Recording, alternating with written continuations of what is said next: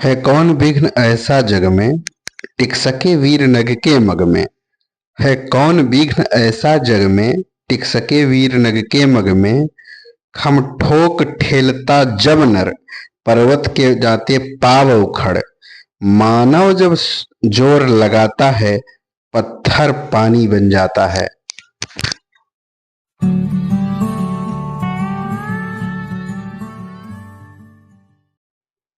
1659 ईस्वी में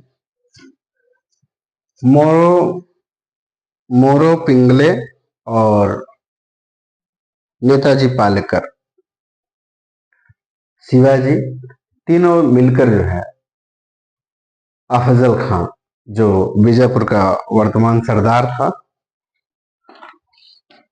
उसके क्षेत्र में पहुंचकर वो आया था आक्रमण करने के लिए। उसे आक्रमण करने का मौका भी नहीं मिला और शिवाजी ने अपने मुष्टिका से हाथ में बनघा करके, उसको कहते हैं मराठी में बनघा, बघनखा भी कहते हैं उसको, बखनखा या बनघा, हाथ में पहनने वाला जो कड़ा होता है, उसकी सहायता से अफजल खां की हत्या कर देते हैं। नमस्कार, मेरा नाम रूप है। आज हम लोग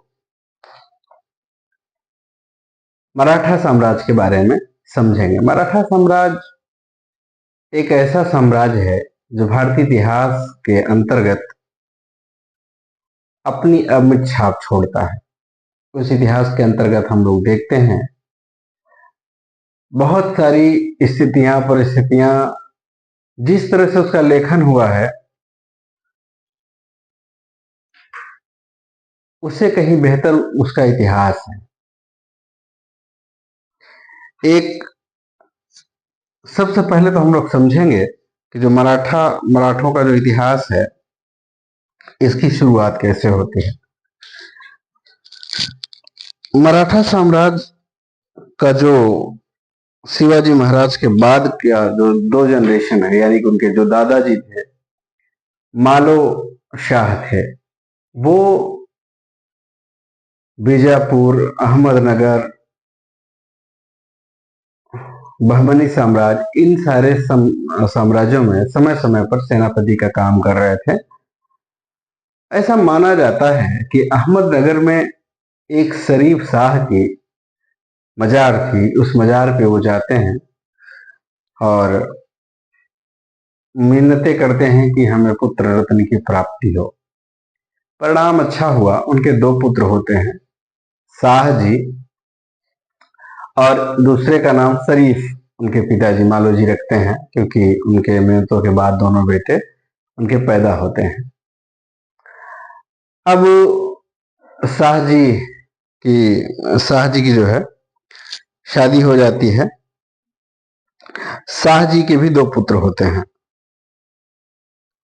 शिवाजी और संभाजी, है ना। संभाजी इनके बड़े भाई का नाम था। बाद में शिवाजी महाराज अपने पुत्र का भी नाम संभाजी रखते हैं।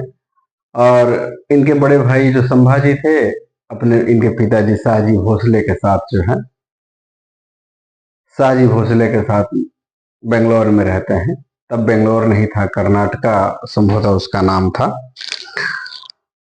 तो आज हम लोग जो है यह समझेंगे कि मराठा साम्राज्य के इतिहास के बारे में कैसी कैसी इसकी बात है। सबसे पहले मराठा साम्राज्य की उत्पत्ति के बारे में समझेंगे। मराठा साम्राज्य की उत्पत्ति के संदर्भ में यदुनाथ सरकार के बारे में की जो मान्यताएं हैं वो ज्यादा बेहतरीन मानी गई हैं। तो सबसे पहले इसकी उत्पत्ति के बारे में देखते हैं। उत्पत्ति से मेरा अभिप्राय यह है कि किस वंश से ये संबंध रखते हैं, ये इसकी बात की जा रही है। ठीक है, तो अब हम लोग ये देखेंगे शिवाजी महाराज की उत्पत्ति के जो वंशानुगत उत्पत्ति के बारे में बात हो रही है। कुछ लोगों का मानना है कि ये सिसोदिया वंश से थे, सिसोदिया साम्राज्य से थे, है ना। और कुछ लोगों का मानना है ये जो है मराठी कुनबी थे या मराठी कबीले थे। जो भी है, समय समय पे अनेक इतिहासकारों ने इनके बारे में अपने अपने हिसाब से व्याख्या करने की कोशिश की। तो संस्थापक के तौर पे जो पहले संस्थापक के तौर पे देखा जाए तो मालोजी भोसले थे, जो शाहजी के पिता थे।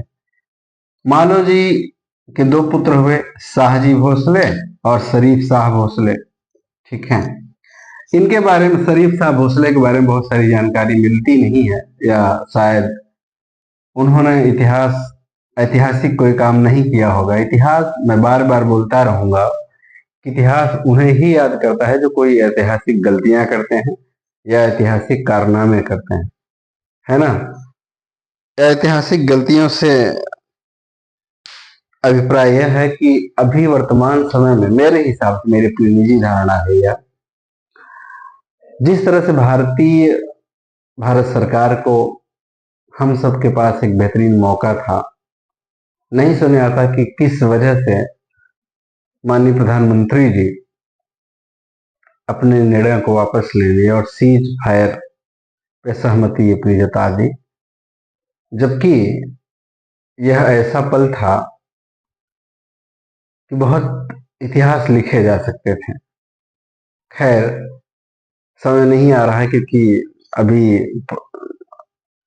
पाकिस्तान लगातार अपनी तरफ से गोलीबारी कर रहा है, सीज फायर का तो हर दिन उल्लंघन कर रहा है। और भारत सरकार भी कह रही है कि ऑपरेशन सिंदूर अभी बंद नहीं हुआ है। ऑपरेशन सिंदूर बंद हुआ है कि नहीं, पर मुझे नहीं पता है, पर मोदी जी की रैली नहीं बंद हुई है। उनकी रैलियां लगातार स्टार्ट हैं, उनकी सभाएं शुरू हो गई हैं। कई बार लगता है कि माननीय प्रधानमंत्री जी, चुनाव जीतने और हारने से ऊपर आप एक महान देश के प्रधानमंत्री हैं, जहां के मैक्सिमम पॉपुलेशन, या यूं कहने की आधी की जनसंख्या जो है, आपको इतना सपोर्ट करती है, दिलो जान से मोहब्बत करती है, और आपसे उम्मीद करती है कि आप जो डिस्प्यूट पिछले 70 सालों से चल रहा है, 70-75 सालों से चल रहा है, उसे आप समाप्त करेंगे और भारत को आतंकवाद से मुक्त कराएंगे। एक बार ऐसी आप जो है गतिविधियां, ऐसा एक्शन लेंगे कि आतंकवादी आकाओं और उनके सहपरस्तों को भारत के की तरफ आंख उठाकर देखने से पहले 200 बार सोचना पड़े। कब तक ऐसे यूं ही जंगे जाती रहेंगी?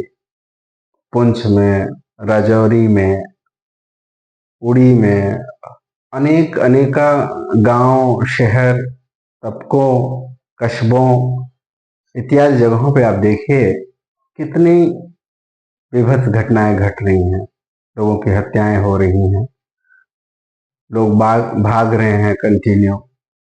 इसलिए आपसे विनम्र निवेदन है कि कुछ बड़ा कीजिए महाराज। कब तक रैली के फेर में रहेंगे? रैली वैली होती रहेगी, सरकारें आती हैं, आज जाती रहेंगी, लेकिन ये देश रहना चाहिए। इसी भारत के यशस्वी प्रधानमंत्री श्री अटल बिहारी वाजपेयी जो थे, जैसा कहते थे वैसा करते थे। अभी भी इतना बदमाशी हो रही है, पूरी दुनिया जानती है। ऐसी कौन सी मजबूरी आ गई जो आपको ट्रम्प दोस्त दोस्त कहने वाला, वह भी आजकल डिप्लोमेटिक गेम खेल रहा है। चाइना तो हमेशा से खिलाफ था ही। अब तुर्की और चाइना खुलेआम पाकिस्तान की तरफ से बोल रहे हैं। हमारी तरफ से अगर कोई बोलने वाला व्यक्ति था तो वो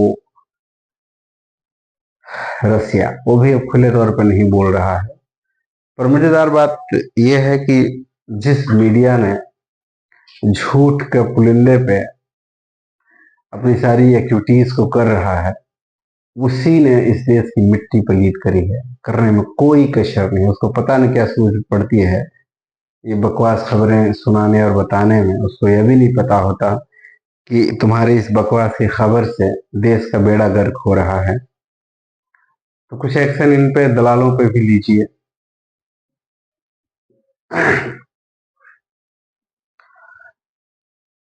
खैर, संस्थापक मालोजी भोसले, मालोजी की दो बेटे शाहजी भोसले, शरीफ शाह भोसले। इनका जो क्षेत्र था इनके टाइम में सतारा, कोल्हापुर, तंजावुर, नागपुर, अक्कलकोट, सावंतवाड़ी, बारसी। फिर शाहजी भोसले के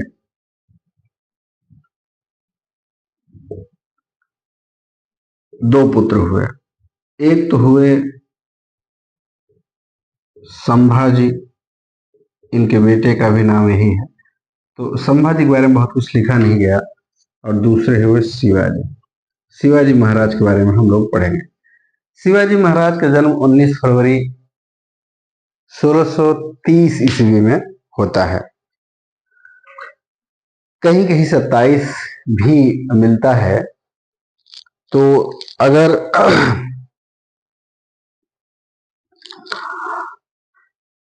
दोनों हो तो आप जो है 27 ही मारिएगा। ठीक, तो 19 फरवरी 1627 ईस्वी में। कहा हुआ? शिवनेरी एक किला है पुणे में, है ना। पुणे के अंदर शिवनेरी में इनका जन्म होता है। जब इनका जन्म होता है तो इनकी माँ जीजाबाई जीजाबाई कहती हैं सिंह आया पर गढ़ गया। यानी किसके? इनके पिताजी संभाजी, सॉरी शाह जी, उस किले को हार गए होते हैं। हारने के पश्चात उसी टाइम के अंदर इनका जन्म होता है। इनकी माँ बहुत खुश होती है, ठीक है किला तो जा गया तो जाने दो, लेकिन एक पुत्र रत्न की प्राप्ति हुई है, जिन्हें इन्होंने शेर कहा। संभवतः आगे हम लोग एक छावा मूवी जो भी आई है, छावा का मतलब होता है शेर का बच्चा, है ना। शेर का छोटा बच्चा जिसे छावा कहा जाता है। तो छावा जो है संभाजी महाराज, यानी इनके पुत्र जो थे संभाजी के बारे में कहा गया है। हम लोग उनके सक्सेशन के भी बारे में पढ़ेंगे, संभाजी महाराज के। फिलहाल शिवाजी महाराज के बारे में पढ़ेंगे, क्योंकि शिवाजी महाराज एक ऐसे शासक थे जिनके बारे में अलग अलग लोगों की अलग अलग राय है। आप देखिए, इन्हें बहुत सारे लोग हिंदूवादी नेता, कुछ इनके बहुत स्पष्ट बात है कि प्रारंभिक समय में, अब 1627 ईस्वी में जब ये पैदा होते हैं उसके बाद इनका पालन पोषण होता है, आगे बढ़ते हैं। इनकी जो गतिविधियां हैं 1645 ईस्वी से शुरू हो जाती है। 1645 ईस्वी में 1645 ईस्वी में इन्होंने अपना जो है पहला आक्रमण शुरू किया। ठीक है, 1645 में 1645 में इन्होंने क्या पहला आक्रमण अपना शुरू किया, सॉरी।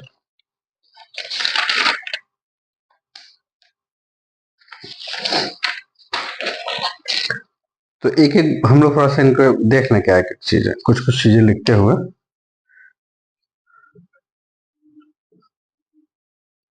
19 फैब 27 माता जीजाबाई, प्लेस यानी स्थल कौन सा है? शिवनेरी दुर्ग, पुणे, महाराष्ट्र।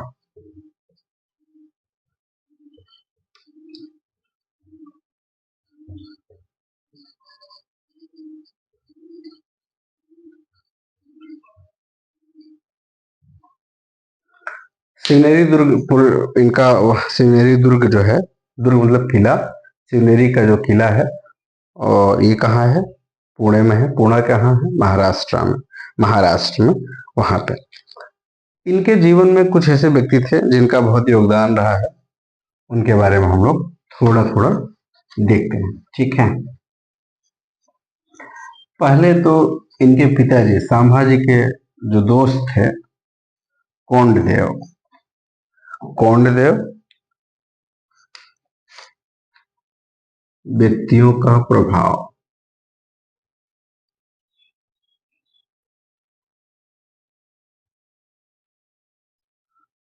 ये बिल्कुल ध्यान में रखना है क्योंकि इंपॉर्टेंट है, आता है पूछना। पहला इनकी माता जीजाबाई, ठीक है। दूसरा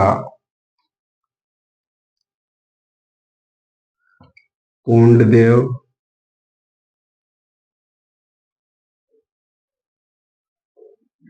कोंडदेव समर्थ रामदास।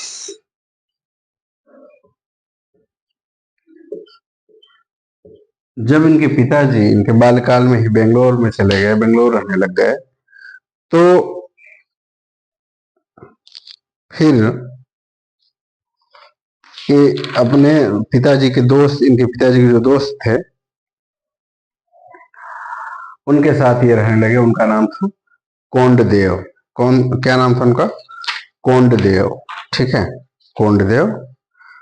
और कोंडदेव ने एक पिता की तरह इनके साथ हमेशा रहे, एक संरक्षक की तरह इनके साथ हमेशा लगे रहे। इनको जो शास्त्रीय यानी वेपन्स कैसे, वो सारी ट्रेनिंग का जो काम कह सकते हैं, क्षत्रियों वाला जो कर्तव्य है, राजा का जो काम है जो सीखना चाहिए, वो सारा कोंडदेव ने किया। और जो प्रारंभिक शिक्षा है हर माँ की तरह इनकी माँ जीजाबाई ने दिया, जिनका असर इन पे बहुत ज्यादा पड़ता है। और जो आध्यात्मिक शिक्षा इनको प्राप्त हुई गुरु रामदास की तरफ से। बात अब इनके बारे में बहुत सारी चीजें ऐसी कही जाती हैं कि प्रारंभ में ब्राह्मण समुदाय के जो लोग थे इनको बहुत ज्यादा इज्जत नहीं देते थे। उनका मानना था कि ये तो क्षत्रिय नहीं है, ब्राह्मण नहीं है, यह बहुत निचली कास्ट का है ना। इसलिए मजेदार बात यह है कि ब्राह्मणों ने इनका राज्याभिषेक करने तक से मना कर दिया, तो इन्होंने फिर बनारस से पंडितों को बुलाया और वहां के पंडितों ने इनका राज्याभिषेक कराया। राज्याभिषेक जब उनका होता है वहां पे, फिर उसके बाद जो है इन्होंने अपने यश, कौशल, पराक्रम के द्वारा अपने आप को स्थापित किया।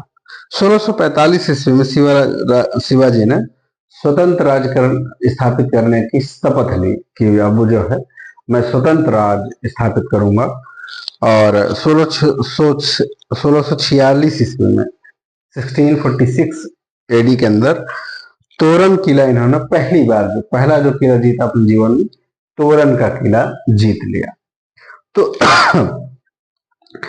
तोरण की किला उनकी पहली सैन्य सफलता थी।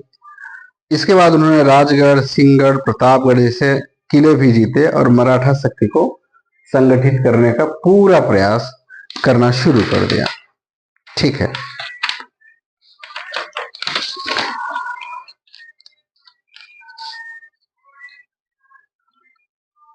इनके जीवन में न सिर्फ समर्थ रामदास बल्कि एकनाथ, ज्ञानेश्वर, है ना, इन संतों का भी बहुत गहरा प्रभाव रहा, ठीक है। इनका जो है अब हम लोग समय धीरे धीरे जो है अनेक कुछ चीजों के बारे में अध्ययन करेंगे।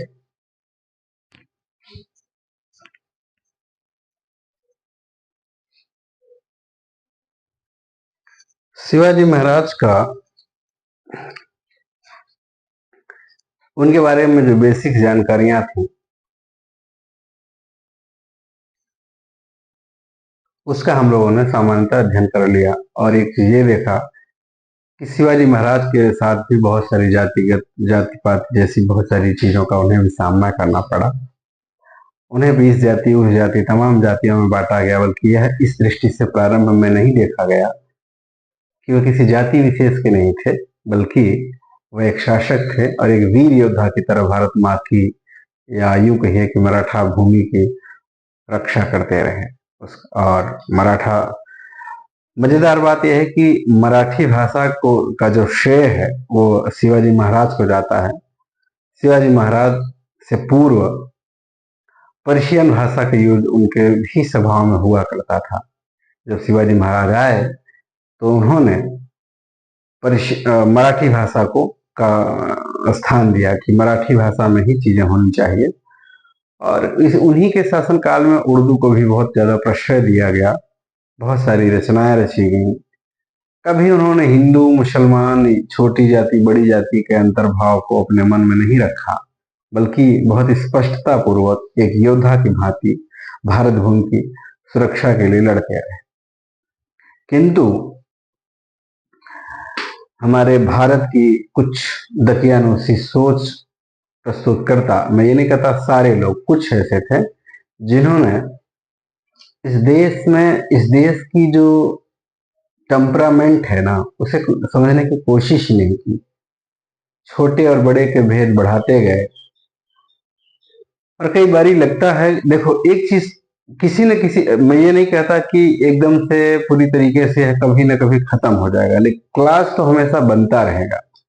बड़ा छोटा ये क्लास तो कभी मिट नहीं सकता, लेकिन भेदभाव का जो तौर तरीका है, छुआछूत का जो तरीका है ना, ये जो है जिससे मानवता शर्मसार होती है, एक स्टैंडर्ड तो बनता रहेगा क्लास वाइज।